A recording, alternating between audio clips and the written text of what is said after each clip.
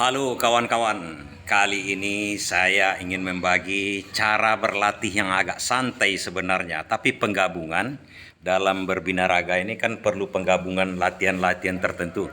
Tapi ini sifatnya adalah santai, artinya kita berurutan, tapi jeda antar gerakan itu tidak terlalu banyak.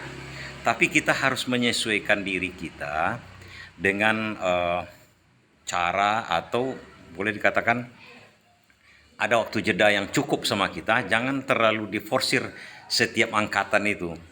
Jadi bisa kita lihat di sini saya berusaha cuma sebetulnya 3/4 dari kemampuan. Jadi 1/4 itu jangan kita habiskan. Kalau bisa kita mengangkatnya 4 kali, kita usah bisa 3 kali aja. Jadi kalau di sini saya bisa ngangkat misalnya atau push up 20 kali. Saya cukupkan aja jadi 15 dulu, karena kalau kita forsir sekaligus kita kehabisan tenaga. Jadi kita mulai dengan pelan-pelan seperti di sini, kita ikuti dulu caranya. Nah, artinya ada jeda-jeda kita tapi tidak terlalu diforsir, artinya tidak seperti dead life gitu kan.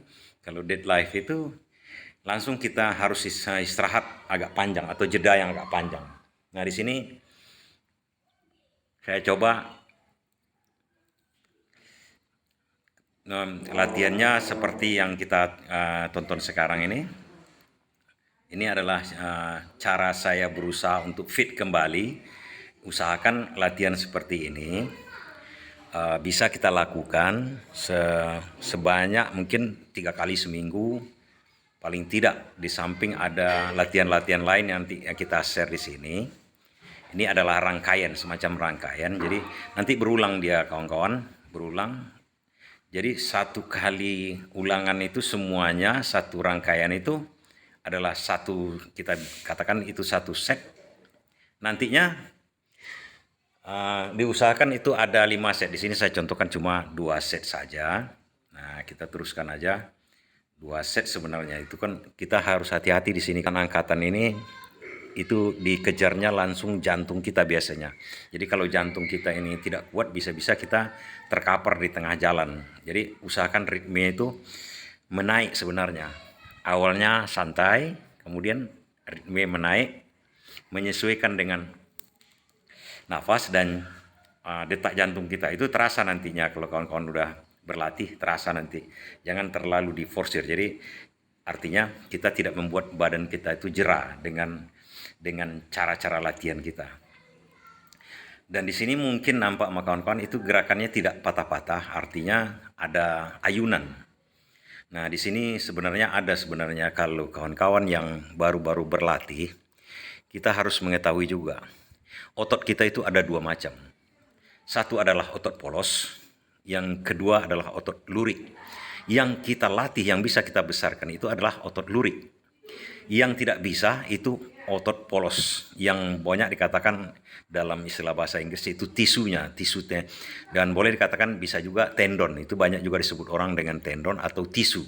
Nah, itu otot polos itu kalau kita lihat di waktu memeriksa daging sapi misalnya, itu ada yang bentuknya putih, urat kalau dibilang dalam bakso urat. Nah, itu urat itu bentuknya putih, tendon, model tendon itu membentuk atau melatihnya, menguatkannya itu tidak secepat otot lurik. Kebanyakan yang untuk bodybuilder kan itu untuk otot lurik yang terutama dilatih. Otot polos itu tidak bisa dibesarkan terlalu cepat. Bisa-bisa dia menguatkan, bisa, tapi tidak nampak dia nanti ototnya itu keluar atau berotot seperti otot lurik. Nah, misalnya bicep itu ada dipegang oleh otot polos atas dengan bawahnya. Nah, kalau kita tidak bantu dengan ayunan, takutnya nanti itu putus.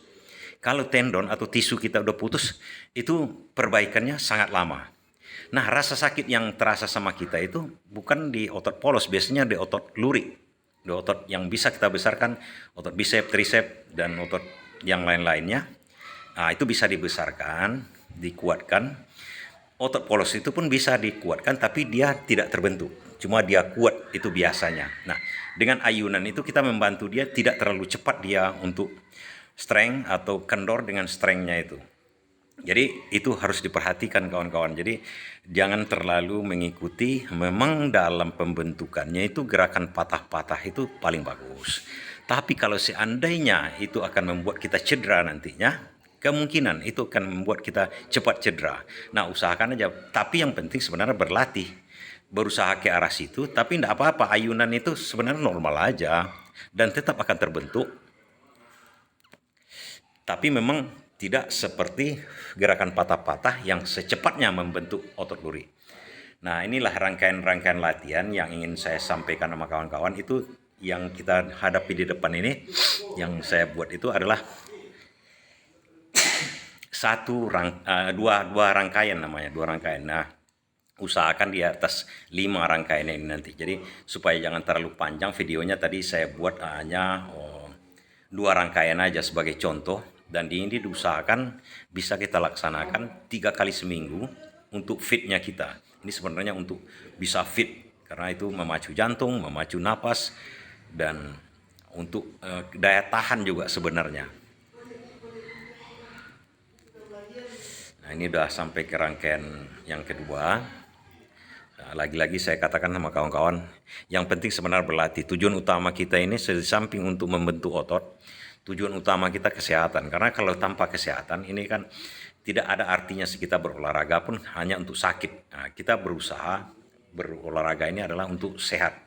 Dan juga jangan lupa juga makanan, tentu harus diperhatikan makanan olahragawan. Baik berolahraga ataupun tidak, makanan yang 5 sehat, 4 sehat 5 sempurna itu penting, sangat penting. Nah, jadi kawan-kawan yang berlatih, perhatikan juga menunya sedikit banyaknya. Mungkin porsinya lebih banyak dari orang yang tidak berolahraga, tapi akan terasa fitnya kita kawan-kawan, karena memang itu tujuan olahraga itu, sehat, fit, dan otot yang terbentuk itu anak mungkin dikatakan orang banyak bonus saja sebenarnya, tapi rasa fit itu yang lebih utama sebenarnya. Mungkin begitu yang ingin saya sampaikan kali ini. Saya coba cara saya berlatih untuk membuat fit. Nah, itu sebenarnya tujuan saya kali ini. Cara angkat beban untuk berlatih fit.